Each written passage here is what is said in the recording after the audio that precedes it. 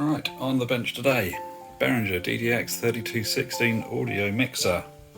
An old piece of kit, amazing in its day, bit out of date these days. This one has got the standard problem, the screen does not work.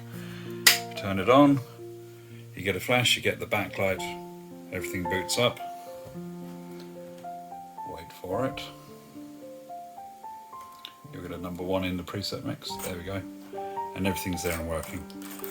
Sliders are all there, flicking between the channels, but nothing on the display. I need to take it apart. All the screws around the outside, screws along the bottom, screws along the back. Take them all out. I'll be back in a minute. Okay, so that's all the screws out and the unit is now up on its side, which makes it easier to now prise the side off carefully. There's a lot of wires in here as well, which hopefully you'll be able to see. There we go. So now it's just a case of disconnecting all of these wires, take a photograph, make a note, whatever you need to do, mark them up, disconnect all the wires that hold the top to the bottom.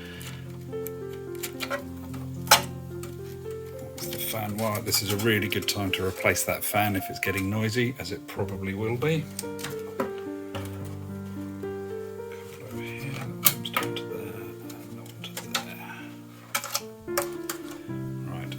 Carefully put the base side away. We don't need that. What we do need is the front panel. Can tidy up the desk, back in a moment. Right, yeeted that out of the way. It all looks a bit daunting, there's a lot of things here, but basically what you need to focus on, this area right here, right on the display. I'll zoom into that, and there's 5 capacitors you want to replace. Zoom in on that area there. These are the 5 capacitors, these silver ones here. They're all 25 volt, 10 microfarad. I don't have the exact right sizes in stock in my spares bin, but I do have some through-hole parts, so I'm just going to surface mount them for now and see if it does the job. Let's get the soldering iron on. Right, while the soldering iron is warming up, we'll just get a close-up of those capacitors. You can see the black sign, the black marking on one side, that's the negative. And you can see, hopefully, that they are all 10, which is 10 microfarad, 25, which is 25 volts. You can go more than 25 volts, that does not affect it, just don't go under. I said there were 5 to replace. This one at the top here is probably not a problem. I'm just going to replace these 4 here. This chip is a DC-DC converter, and what it does is create the negative voltage for the contrast circuit of the LCD. So if this is not working, you won't have any contrast, your screen will be blank.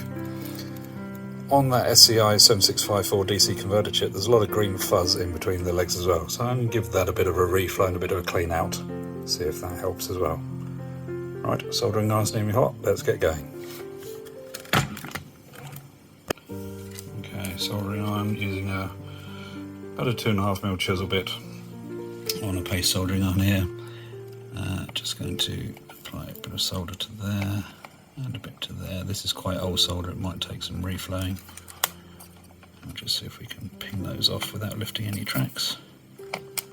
Just like that. There's one, and keep going to get all of those off.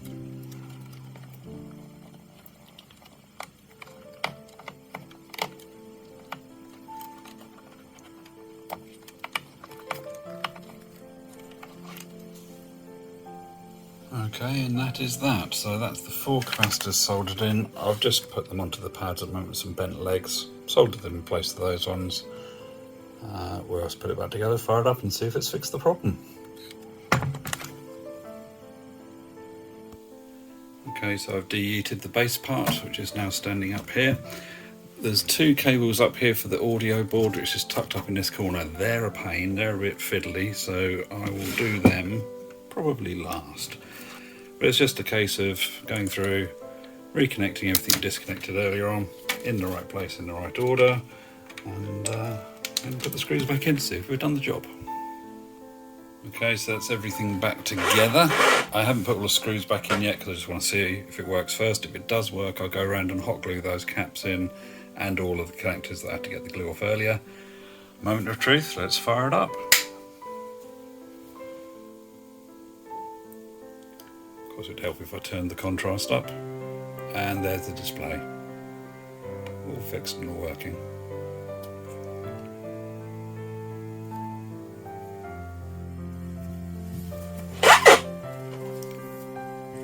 So you've got all the sliders on there, full contrast, contrast off. Back to working. You don't need a new display, guys. It's 4 capacitors. They're pennies each. Get them off eBay.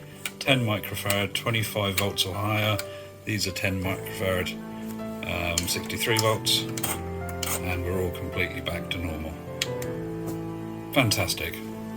Okay, so there we go. That's all back together. All the screws are back in. All the hot gluing is done. One final test just before we say this one's complete. Display comes up straight away. I'll now go through. This has been in storage for a few years, so I'll just go through and check all of the inputs, check all of the effects processors, all the usual things, make sure everything's working, and then we'll call this one done. Like, subscribe, all that YouTube stuff if you want, or don't, that's fine.